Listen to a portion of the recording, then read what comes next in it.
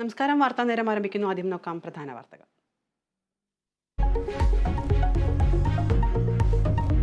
അധ്യാപകന്റെ കൈവെട്ടിയ കേസിൽ ഒന്നാം പ്രതി പിടിയിൽ. പോപ്പുലർ ഫ്രണ്ട് പ്രവർത്തകൻ സവാദിനെ NIA പിടികൂടിയത് കണ്ണൂരിൽ നിന്ന്. പ്രതി ഒളിവിൽ കഴിഞ്ഞത് 13 വർഷം. പ്രതിയെ കൊച്ചിയിൽ കോടതിയിൽ ഹാജരാക്കും.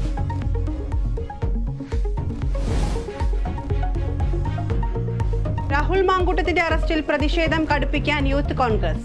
ഉച്ചയ്ക്ക് സെക്രട്ടേറിയറ്റിലേക്ക് മാർച്ച്. രാഹുൽ ജാമ്യം തേടി സെഷൻസ് കോടതിയെ സമീപിക്കും. UDF നേതൃയോഗം തിരുവനന്തപുരത്ത്.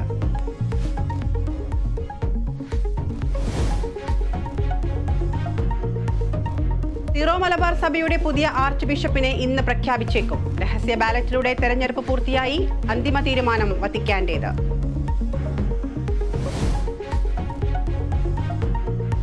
മാൽദ്വീപ് പ്രസിഡന്റിന്റെ ഇന്ത്യ സന്ദർശനത്തിൽ തീരുമാനം പിന്നീട്. ആലോചിച്ച തീരുമാനമെന്ന് വിദേശകാര്യ മന്ത്രാലയം. തെരഞ്ഞെടുപ്പിന് മുൻപ് സന്ദർശനാനുമതി നൽകാൻ സാധ്യത.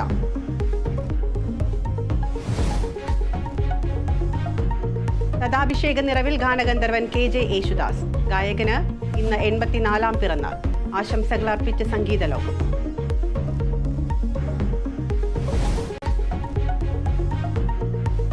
സൂപ്പർ കപ്പിൽ കേരള ബ്ലാസ്റ്റേഴ്സ് ഇന്നിറങ്ങും. എതിരാളികൾ ഷില്ലോങ് ലജോങ്. മത്സരം ഉച്ചയ്ക്ക് 2-ന് ഭുവനേശ്വറിൽ.